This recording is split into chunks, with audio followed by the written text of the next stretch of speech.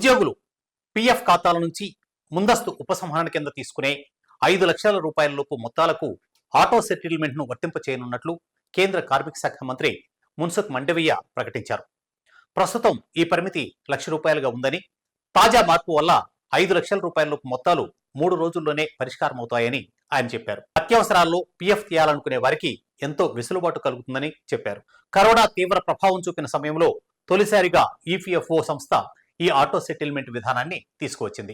ఆర్థిక ఇబ్బందుల్లో ఉన్న చందాదారుల కోసం అప్పట్లో తెచ్చిన ఆ విధానాన్ని తర్వాత ఇతర అవసరాలకు వర్తింపు చేసింది. సిబ్బందితో ప్రమేయం లేకుండా కంప్యూటర్ వ్యవస్థే ఇలాంటి క్లెయిమ్లను పరిష్కరిస్తుంది. 2024-25 ఆర్థిక సంవత్సరంలో రికార్డు స్థాయిలో 2,34,00,000 మంది ముందస్తు ఉపసంహరణ క్లెయిమ్లను పరిష్కారం లభించిందని మాండవీయ వివరించారు. వీటిలో ఆటో మోడ్లో పరిష్కరించినవే 59% ఉన్నాయన్నారు. ప్రస్తుత ఆర్థిక సంవత్సరంలోనూ తొలి 2.5 నెలల్లో 76,72,000 క్లెయిమ్లను ఆటో మోడ్ పరిష్కరించామని చెప్పారు.